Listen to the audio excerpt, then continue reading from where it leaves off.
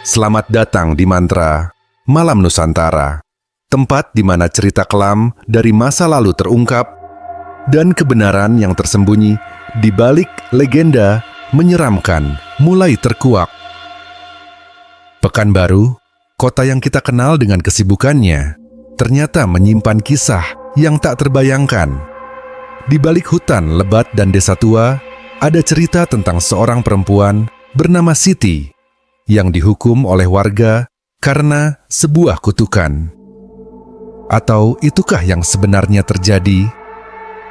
Di video ini, kita akan menyusuri jejak kelam di Sesimpang 3. Mulai dari batu jerit yang angker, hingga terungkapnya kebenaran di balik fitnah yang memakan korban. Bersiaplah, karena perjalanan ini akan membawa kita ke dalam rahasia yang telah terkubur selama puluhan tahun. Apakah arwah Siti akhirnya menemukan kedamaian? Ataukah ada sesuatu yang lebih besar yang masih tersembunyi di hutan itu? Mari kita mulai. Ini adalah kisah nyata dari tanah Nusantara. Jerit tengah malam di Pekanbaru.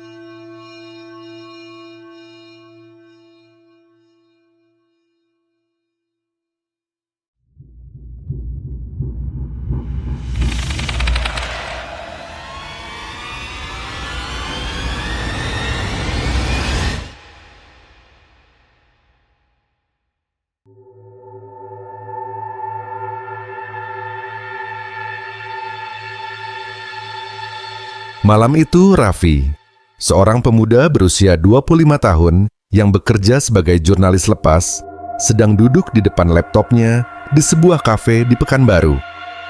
Hujan deras mengguyur kota, menciptakan irama monoton dari air yang memercik ke atap seng dan jalanan aspal. Kafe tempat Raffi biasa menghabiskan malamnya ini berada di dekat kawasan Bukit Raya, daerah yang dikenal memiliki banyak cerita mistis. Namun, bagi Raffi, cerita-cerita itu hanya mitos yang tidak ada buktinya. Sebagai jurnalis, Raffi sering menerima berbagai cerita aneh dari masyarakat. Namun, malam itu, sebuah pesan singkat dari nomor tak dikenal membuatnya tertarik. Pesannya berbunyi, "Mas, kalau berani, coba datangi desa Simpang 3.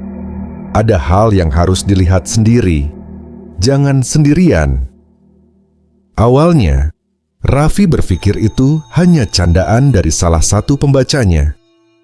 Namun, ada sesuatu dalam pesan itu yang membuatnya penasaran. Desa Simpang 3 terkenal sebagai salah satu desa tua di Pekanbaru yang jarang disorot media. Tidak banyak informasi tentang desa itu, kecuali cerita-cerita lama tentang hutan larang, pantangan, dan gangguan dari makhluk tak kasat mata. Tanpa berpikir panjang, Raffi membalas pesan itu, tetapi tidak ada respons. Nomor tersebut tidak aktif lagi. Merasa tertantang, ia memutuskan untuk menyelidikinya. Keesokan harinya, Raffi mulai mencari informasi tentang desa Simpang 3. Ternyata desa itu berada sekitar 15 km dari pusat kota, di tengah perkebunan karet yang luas. Salah satu artikel yang ia temukan menyebutkan bahwa desa itu memiliki batu jerit, sebuah batu besar yang konon sering terdengar suara jeritan di malam hari. Mitos yang menarik, gumam Raffi sambil mencatat informasi itu. Saat ia tengah mendalami penelusuran, seorang teman lama bernama Dimas tiba-tiba menghubunginya. Dimas adalah seorang fotografer yang sering bekerja bersama Raffi dalam proyek jurnalistik. "Raff, gua denger lo mau ke Simpang 3. Itu tempat nggak beres, bro. Gua pernah dengar cerita dari warga sana soal kuntilanak yang suka ganggu orang asing," kata Dimas. Raffi tertawa kecil. "Dimas, lo tahu kan gue nggak percaya hal kayak gitu?" "Kayak gitu? Ini cuma pekerjaan. Gue butuh fakta. bukan cerita horor. Namun, Dimas tetap bersikeras. Kalau lo tetap mau pergi, gua ikut. Gue nggak mau lo kenapa-napa di sana. Lagi pula, gue bisa bantu dokumentasi. Akhirnya, mereka sepakat untuk berangkat bersama. Hari itu, suasana mendung menyelimuti langit Pekanbaru saat mereka berangkat menuju desa Simpang Tiga. Jalan menuju desa itu semakin kecil dan rusak saat mereka mendekati lokasi. Pohon-pohon karet yang menjulang tinggi di kedua sisi jalan menciptakan bayangan gelap yang membuat suasana semakin mencekam. Ketika mereka tiba di gerbang desa, udara terasa lebih dingin dari biasanya. Desa itu tampak sunyi, dengan hanya beberapa rumah kayu tua yang berjajar di sepanjang jalan utama. Tidak ada aktivitas warga yang terlihat. Seorang pria tua yang sedang duduk di depan salah satu rumah menatap mereka dengan sorot mata tajam. "Kalian orang luar?" tanyanya dengan nada datar. "Iya, Pak. Kami mau mencari informasi tentang desa ini," jawab Raffi sopan. Pria itu menggeleng pelan. "Tidak banyak yang mau tahu tentang desa ini. Kalau kalian di sini untuk cari berita, berhati-hatilah. Jangan keluar rumah setelah maghrib. Banyak yang tidak suka dengan kehadiran orang asing." "Siapa yang tidak suka, Pak?" tanya Dimas dengan penasaran. Pria itu hanya tersenyum tipis, namun senyum itu lebih terasa seperti peringatan. "Kalian akan tahu sendiri." Raffi dan Dimas memutuskan untuk menginap di rumah salah satu warga desa bernama Pak Hasan. Pak Hasan yang dikenal ramah terhadap pendatang. Rumahnya sederhana, terbuat dari kayu dengan atap seng yang sudah berkarat. Pak Hasan tinggal sendirian setelah istrinya meninggal beberapa tahun lalu. Saat malam mulai tiba, suasana desa menjadi semakin hening. Tidak ada suara anak-anak bermain, tidak ada aktivitas warga. Bahkan suara hewan malam pun nyaris tidak terdengar. Pak Hasan memberikan peringatan yang sama seperti pria tua di depan desa. "Kalian jangan keluar rumah malam ini, apalagi ke arah Batu Jerit. Tidak ada yang bisa menolong kalau kalian diganggu." Namun, rasa penasaran mengalahkan ketakutan. Setelah Pak Hasan masuk ke kamarnya, Raffi dan Dimas memutuskan untuk keluar diam-diam. Mereka membawa kamera dan senter, bersiap untuk merekam apapun yang mereka temui. "Lo yakin ini ide bagus?" bisik Dimas sambil berjalan pelan di jalan setapak yang gelap. "Kita cuma lihat dari jauh. Kalau ada yang aneh, kita balik," jawab Raffi, mencoba terdengar yakin meski sebenarnya ia merasakan sedikit kegelisahan. Hutan di sekitar Batu Jerit terasa begitu sunyi. Hanya suara langkah mereka yang terdengar. Namun, saat mereka semakin mendekati lokasi, terdengar suara seperti perempuan menangis pelan. Dimas berhenti seketika. "Lo dengar itu kan?" Raffi mengangguk, mencoba tetap tenang. Mungkin cuma angin. Namun, suara itu semakin jelas. Suara tangisan bercampur dengan tawa kecil yang terdengar menyeramkan. Dimas mulai panik. "Raff, ini nggak bener. Kita balik aja." Tapi sebelum mereka sempat berbalik, suara itu berubah menjadi jeritan yang begitu keras, membuat telinga mereka berdenging. Dari kejauhan, mereka melihat bayangan putih melayang di antara pepohonan. Raffi mencoba menyalakan kameranya, namun tangan gemetar membuatnya kesulitan. Bayangan itu semakin mendekat, memperlihatkan sosok perempuan berambut panjang dengan wajah yang tidak jelas. Dimas menarik tangan Raffi dan berteriak, "Lari!" Keduanya berlari sekuat tenaga. Namun suara jeritan itu terus mengikuti mereka. Rasanya seperti Tidak ada jalan keluar. Hingga akhirnya, mereka tersandung akar pohon besar dan jatuh terjerembab. Ketika mereka mencoba bangkit, sosok itu sudah berdiri di depan mereka. Melayang perlahan dengan tatapan kosong. Rambutnya yang panjang dan berantakan menutupi sebagian wajahnya, namun sorot matanya memancarkan kebencian yang mendalam. Raffi mencoba mengucapkan doa, tetapi suara itu tidak keluar. Sosok tersebut semakin mendekat, mengangkat tangannya yang pucat seperti ingin meraih mereka. Tiba-tiba terdengar suara gonggongan anjing dari arah desa. Sosok itu berhenti sejenak, lalu menghilang begitu saja. Raffi dan Dimas saling pandang dengan napas terengah-engah.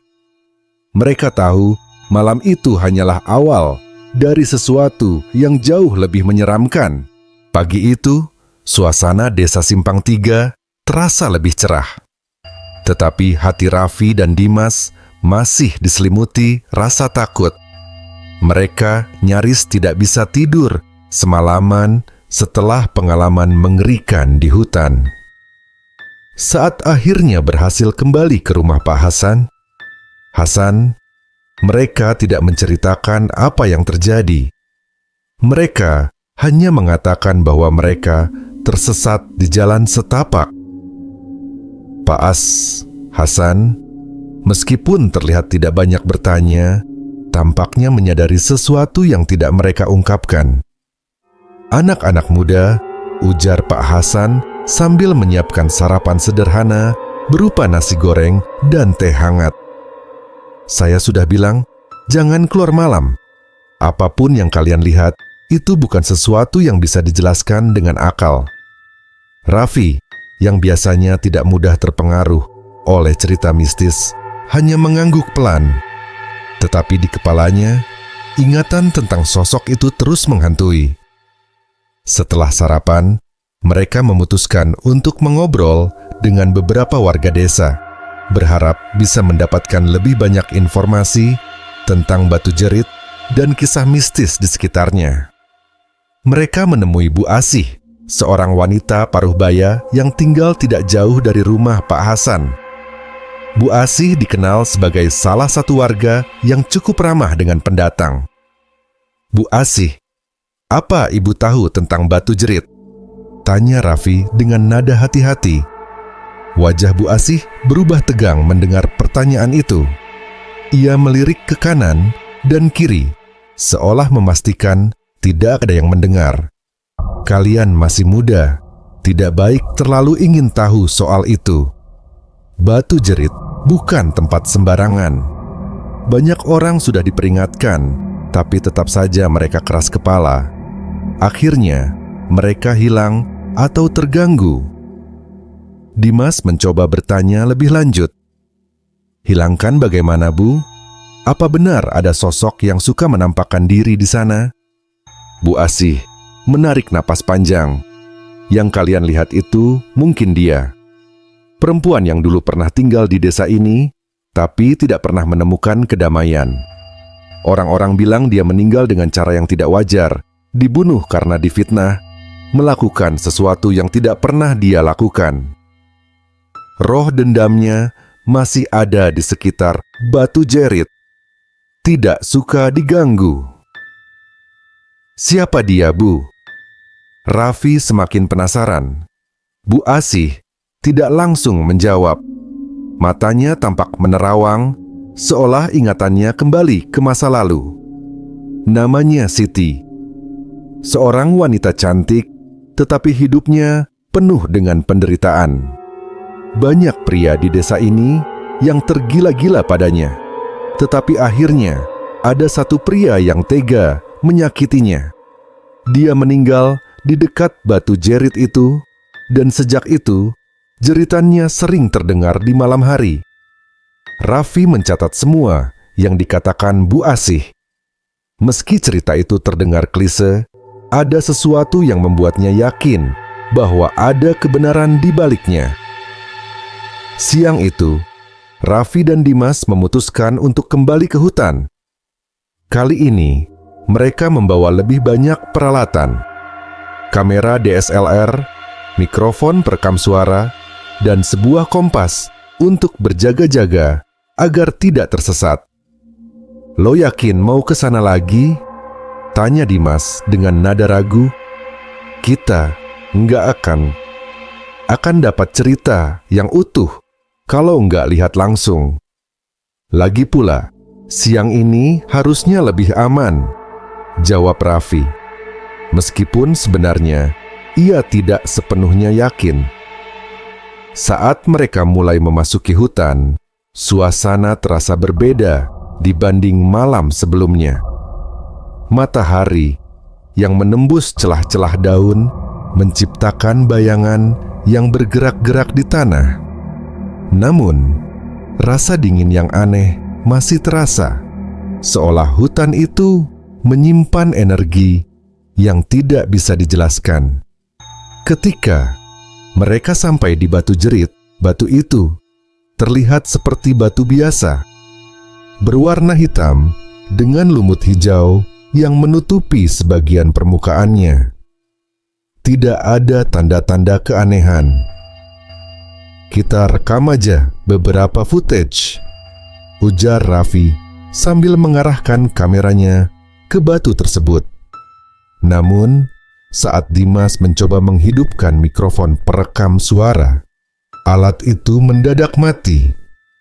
Ia memeriksa baterainya, tetapi semuanya terlihat baik-baik saja. "Raf, ini aneh. Alat ini nggak mau nyala," keluh Diba. Raffi tidak terlalu memedulikannya. Ia sibuk mengamati ukiran aneh di sisi batu itu. Ada pola seperti jejak tangan dan tulisan yang sudah pudar. Kayaknya ini tulisan aksara kuno. Mungkin ada hubungannya sama legenda desa ini. Tiba-tiba, terdengar suara pelan seperti bisikan. "Kembalikan, kembalikan." Raffi dan Dimas saling pandang. "Lo dengar itu kan?" bisik Dimas. Suaranya gemetar. Raffi mengangguk. "Iya, sumbernya dari mana?" Mereka berusaha mencari asal suara itu, tetapi tidak ada siapapun di sekitar mereka. Hutan begitu sepi, hanya ada suara angin yang sesekali berembus. Saat mereka hendak meninggalkan lokasi, Dimas melihat sesuatu di tanah, tidak jauh dari batu jerit. Sebuah kain putih lusuh yang sebagian tertimbun tanah. Ia mengambilnya dan menunjukkan kepada Raffi. "Kain apa ini?" Raffi memeriksanya. Kain itu terlihat seperti bagian dari pakaian perempuan dengan noda merah yang sudah mengering. Kayaknya ini bukti penting. Bisa jadi ini milik Siti. Namun, begitu kain itu diangkat, angin kencang tiba-tiba berhembus, disertai suara jeritan panjang yang menggema di seluruh hutan. "Letakkan itu!" Sebuah suara berat menggema dari arah belakang mereka. Raffi dan Dimas menoleh, tetapi tidak ada siapapun. Suara itu tidak terdengar seperti suara manusia biasa. Dimas, yang mulai panik, langsung meletakkan kain itu kembali. "Gua nggak mau main-main lagi, Raff. Kita cabut sekarang juga." Raffi setuju. Mereka berlari meninggalkan lokasi itu. Namun, saat mereka hampir keluar dari hutan, mereka melihat sesuatu yang membuat darah mereka membeku. Sosok perempuan berambut panjang berdiri di tengah jalan setapak. Wajahnya tidak terlihat jelas karena tertutup rambut, tetapi ia tidak bergerak sama sekali. "Kita harus cari jalan lain," bisik Dimas. Namun, ketika mereka berbalik, sosok itu kini sudah berdiri lebih dekat, dengan kepala sedikit menunduk dan tangan terentang. "Pergi!" jeritnya dengan suara yang begitu melengking hingga membuat pohon-pohon di sekitar mereka bergoyang. Raffi dan Dimas tidak punya pilihan selain lari secepat mungkin. Kali ini, mereka tidak peduli dengan arah. Yang penting, mereka bisa keluar dari hutan itu. Akhirnya, setelah berlari tanpa henti, Mereka berhasil mencapai tepi hutan.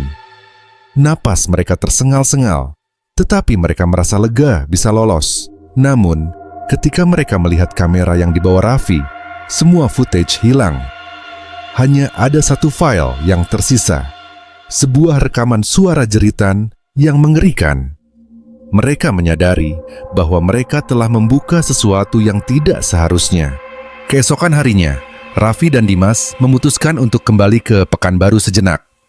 Mereka membutuhkan waktu untuk mencerna apa yang telah terjadi. Malam di Desa Simpang 3 telah meninggalkan trauma yang mendalam. Tetapi sebagai jurnalis, Raffi merasa bahwa cerita ini terlalu penting untuk dilewatkan. Saat mereka tiba di Pekanbaru, Raffi langsung menghubungi seorang temannya, Dina, seorang sejarawan lokal yang juga tertarik pada kisah-kisah mistis dan sejarah daerah. Dina dikenal sering membantu Raffi dalam mengungkap latar belakang sejarah dari lokasi-lokasi yang ia liput. "Dina, gue butuh bantuan lo," kata Raffi saat mereka bertemu di sebuah kafe. "Lo kelihatan kacau banget, Raff. Ada apa?" tanya Dina, mengernyit melihat wajah Raffi yang tampak kusut. Raffi menceritakan semua yang ia alami di Desa Simpang 3. Mulai dari sosok menyeramkan di hutan hingga rekaman jeritan yang tersisa di kameranya. Ia juga menunjukkan rekaman suara itu kepada Dina. Begitu mendengar jeritan itu, wajah Dina berubah serius. "Raff, lo sadar nggak kalau ini bukan cuma cerita mistis biasa? Ada sesuatu yang terikat sama tempat itu. Lo nyebut ada ukiran di batu jerit, kan? Gue rasa itu bisa jadi kunci untuk memahami apa yang terjadi." Dina kemudian menjelaskan bahwa ia pernah mendengar tentang batu jerit dari seorang dosen seniornya di universitas. Batu itu konon adalah bagian dari ritual kuno masyarakat setempat yang digunakan untuk mengunci sesuatu, entah roh, kutukan, atau energi negatif lainnya. "Lo yakin mau terusin ini?" tanya Dina dengan nada ragu. Raffi mengangguk. "Ini bukan cuma tentang berita. Gue rasa ada sesuatu yang harus dilurusin di sana. Kalau benar ada sosok yang terjebak atau terikat di sana, mungkin dia butuh bantuan." Dina setuju untuk membantu, tetapi ia meminta waktu untuk mencari lebih banyak informasi. Sementara itu, Raffi dan Dimas kembali ke apartemen mereka. Mereka mencoba menganalisis rekaman suara jeritan yang mereka dapatkan. Raffi memutar rekaman itu berulang kali. Suaranya terdengar seperti jeritan seorang perempuan, tetapi ada nada rendah di latar belakang yang hampir tidak terdengar. Setelah mengedit audio untuk memperjelas suara tersebut, mereka mendengar sesuatu yang membuat bulu kuduk merinding. Suara itu seperti seseorang yang berbisik, "Kembalikan aku ke tempatku." Dimas langsung berdiri dari kursinya. "Lo dengar itu, kan? Dia minta dikembalikan. Apa maksudnya?" Raffi terdiam. Ia merasa ada hubungan antara kain lusuh yang mereka temukan di batu jerit dengan permintaan ini. Keesokan harinya, Dina menghubungi mereka dengan informasi baru. Ia menemukan sebuah dokumen lama di perpustakaan universitas yang menyebutkan tentang tradisi pengorbanan di desa-desa sekitar Pekanbaru pada masa penjajahan. Salah satu catatan menyebutkan seorang perempuan bernama Siti yang dianggap sebagai pembawa kutukan karena dituduh berkhianat terhadap penduduk desa. Dia dihukum mati di dekat batu jerit, jelas Dina. Tapi menurut dokumen ini, itu semua hanya fitnah. Dia sebenarnya korban dari dendam seorang pria berpengaruh di desa. Sebelum dia meninggal, dia mengutuk tempat itu dan bersumpah tidak akan pergi sampai kebenarannya terungkap. Raffi merasakan dadanya sesak. Jadi, jeritan itu mungkin dia? Dan kalau benar ada kutukan, gimana cara kita mengakhirinya? Dina mengangkat bahu. Gue nggak tahu pasti, tapi lo bilang tadi, ada kain yang kalian temukan di Batu Jerit. Mungkin itu salah satu petunjuk. Lo harus balikin kain itu ke tempatnya semula. Dan mungkin lo perlu melakukan semacam ritual untuk membantu rohnya pergi dengan damai. Dimas langsung menolak. Enggak, gue nggak mau balik ke sana. Gue udah cukup trauma. Kalau lo mau pergi lagi, lo pergi sendiri.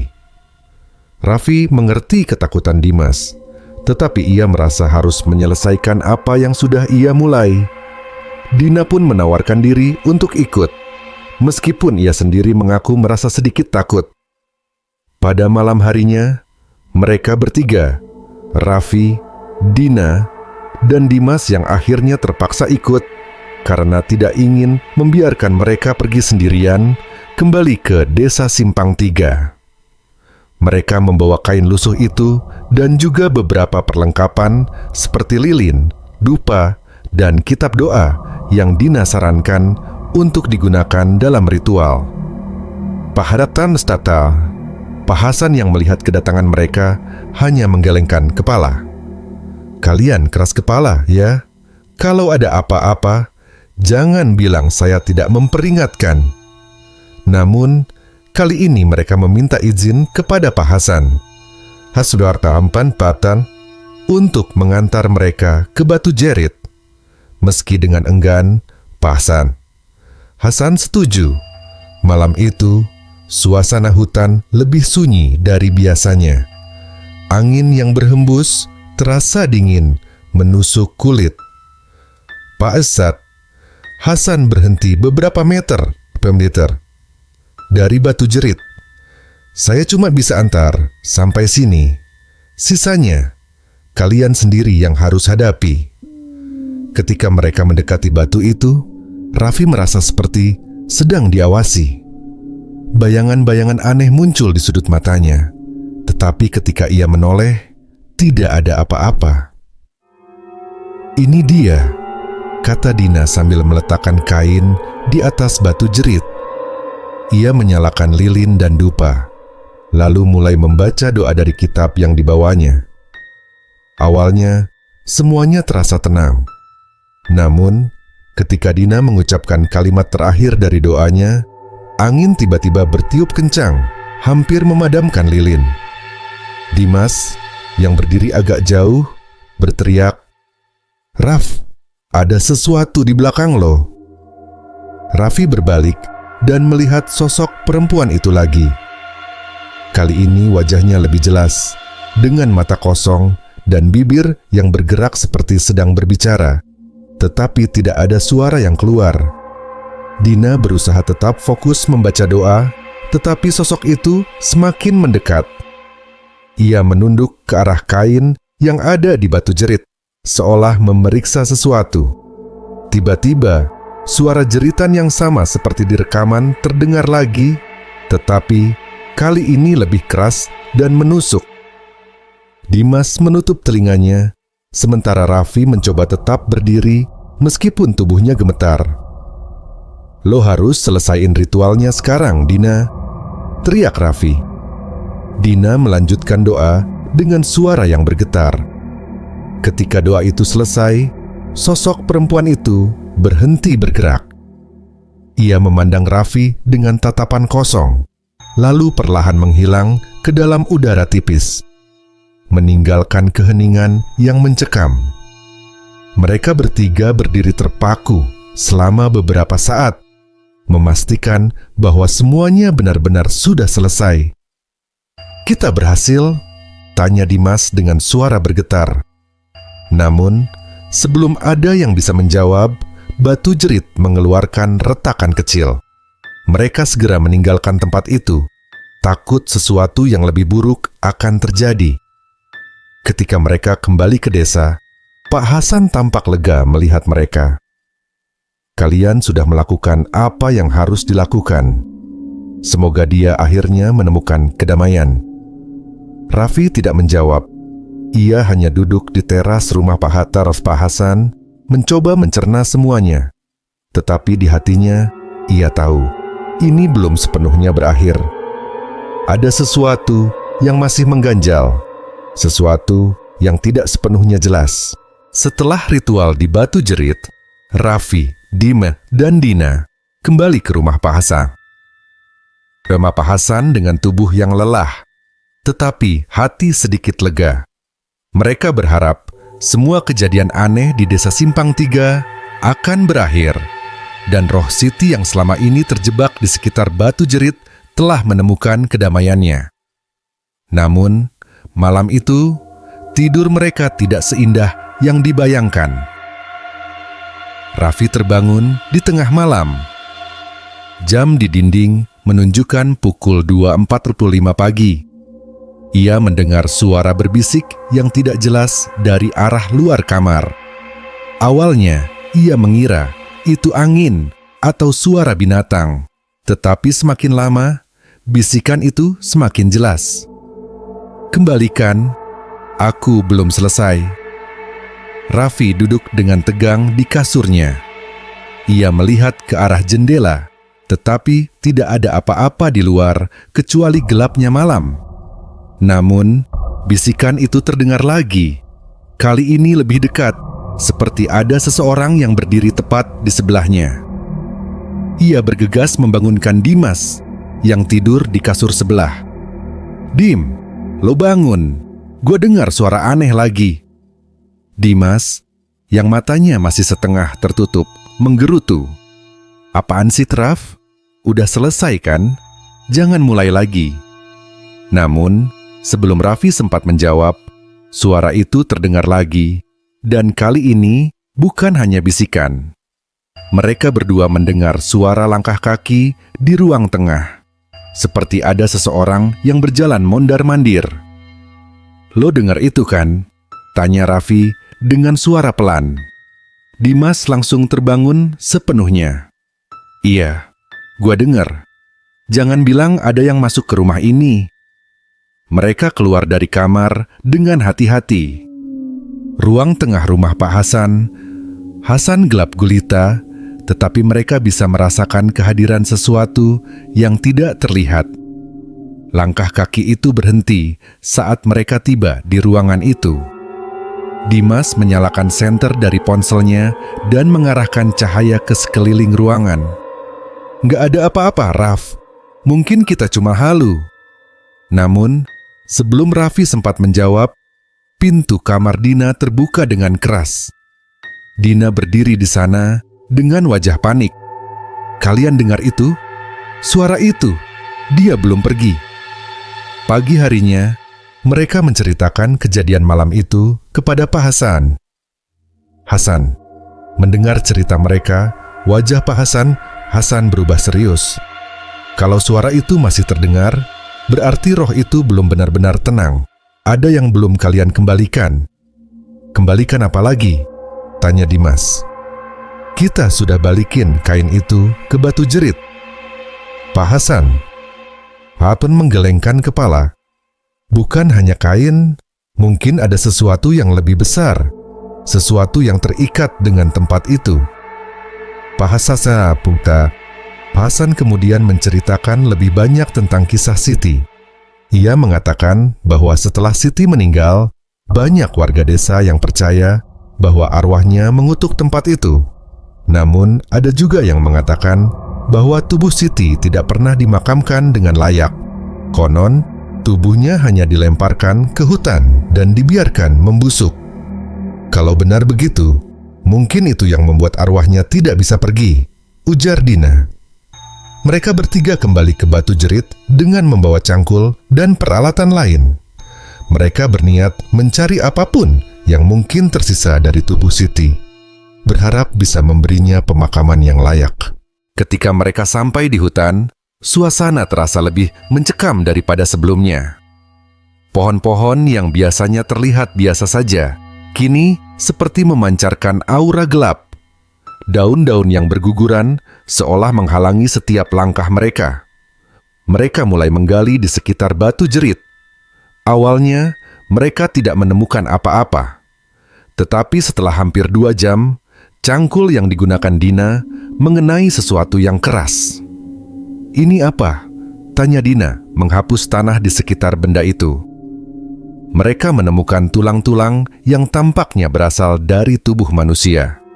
Tulang-tulang itu tidak utuh, sebagian sudah lapuk, tetapi bentuknya jelas menunjukkan bahwa itu adalah bagian dari kerangka manusia. "Ini pasti milik Siti," kata Raffi dengan suara gemetar.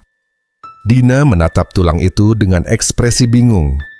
"Tapi kenapa tulangnya masih di sini? Bukannya harusnya udah membaur dengan tanah?"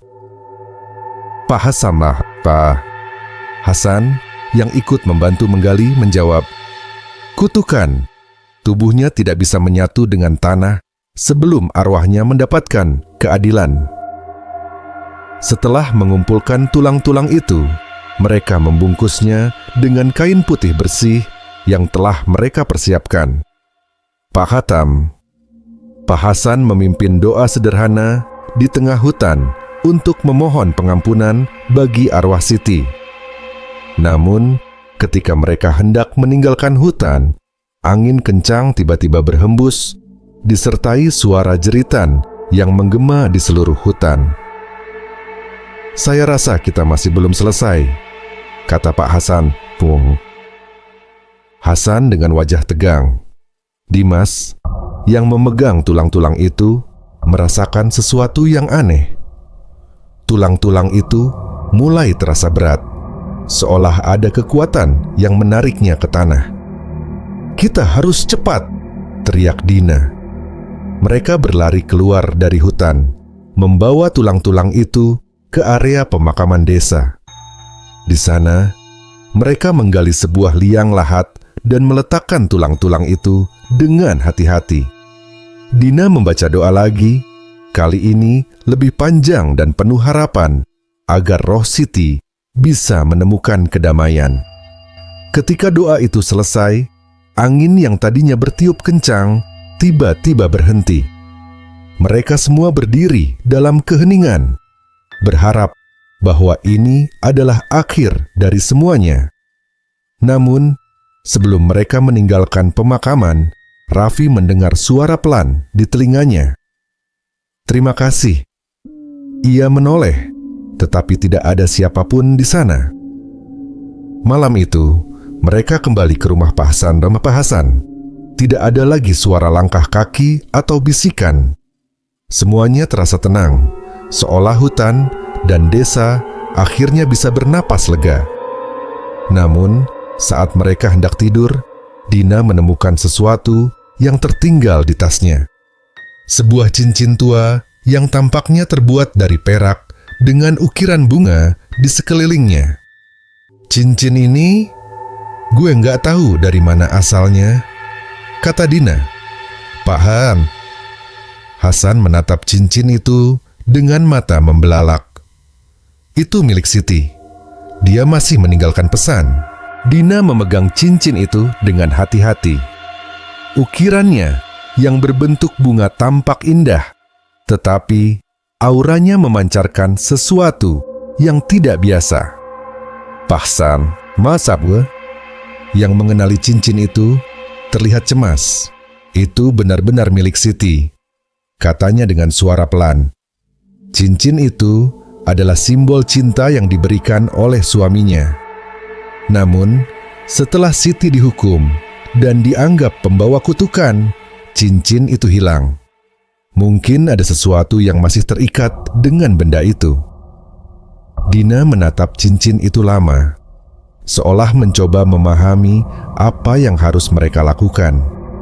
Jadi, meskipun kita sudah memakamkan tulang-tulangnya, cincin ini mungkin masih menyimpan energi yang membuat arwahnya belum sepenuhnya tenang.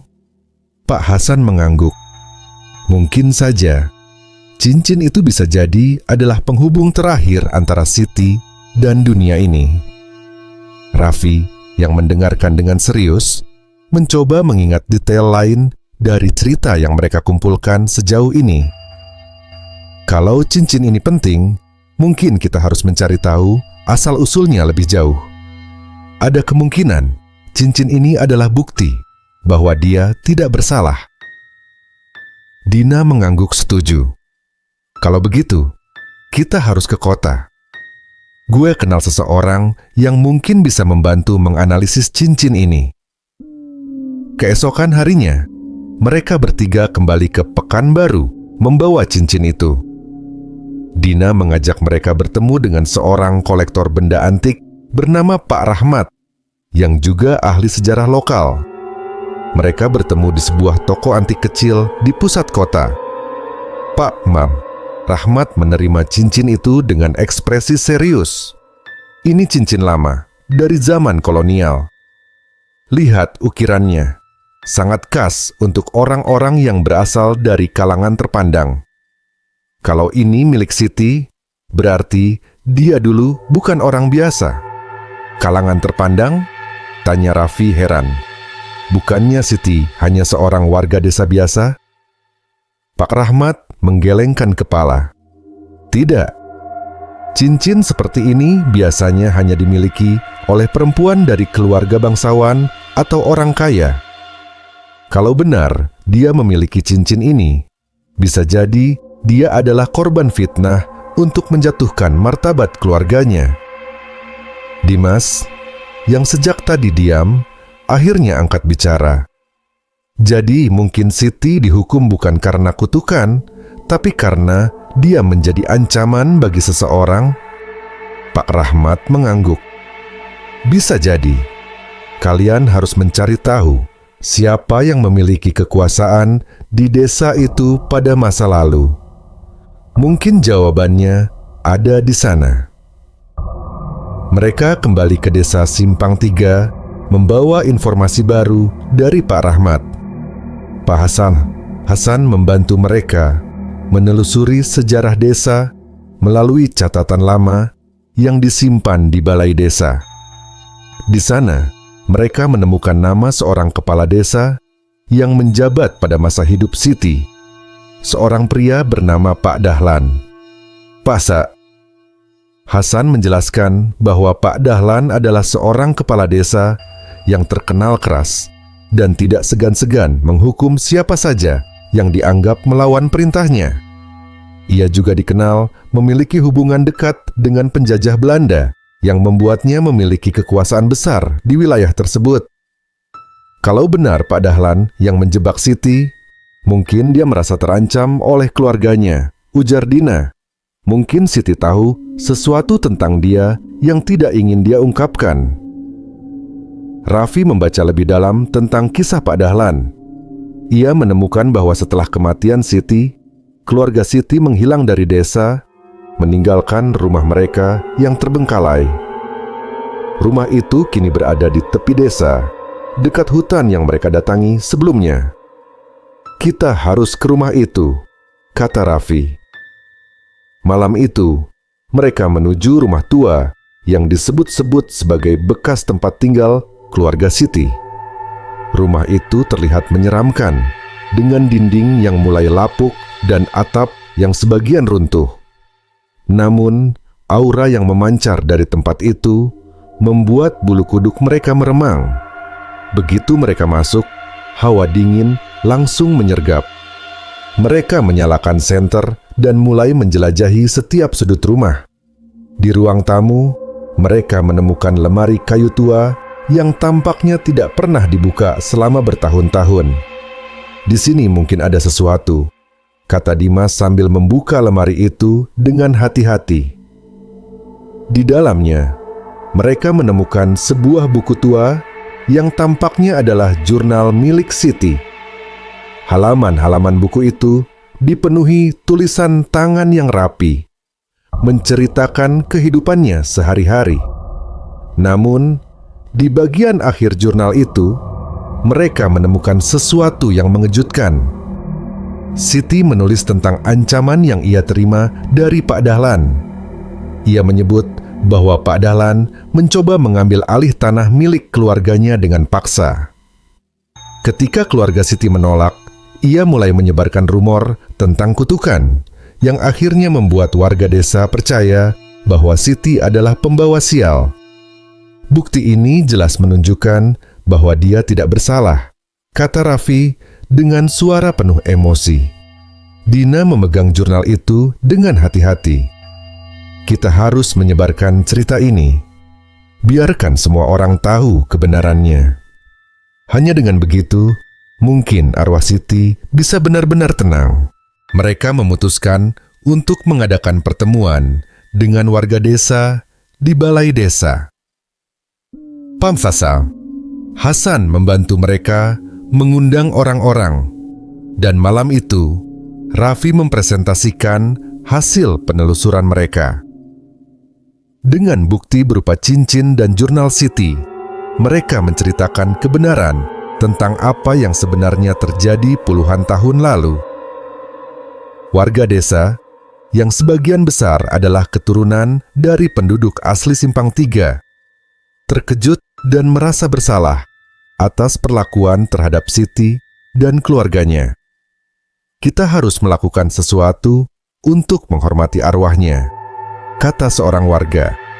Pak Hasan menyarankan agar mereka membangun sebuah tugu peringatan di dekat Batu Jerit sebagai bentuk permintaan maaf dan penghormatan kepada Siti. Warga desa setuju, dan dalam beberapa minggu, tugu itu berhasil didirikan. Pada malam peresmian tugu, Raffi, Dina, dan Dimas kembali ke Batu Jerit. Mereka menyalakan lilin di sekitar tugu dan mengucapkan doa bersama warga desa. Angin malam berhembus pelan, membawa aroma bunga melati yang samar. Raffi menatap ke arah hutan dan merasa seperti melihat bayangan seorang perempuan tersenyum kepadanya sebelum menghilang ke dalam gelap. Dina memegang cincin Siti yang kini telah disimpan di dalam tugu peringatan itu. Dia akhirnya tenang, katanya dengan suara lembut. Raffi mengangguk. Kebenaran akhirnya terungkap. Ini bukan hanya tentang arwah yang terjebak, tapi juga tentang meluruskan sejarah yang salah. Malam itu, untuk pertama kalinya sejak mereka tiba di desa Simpang Tiga, mereka tidur dengan tenang.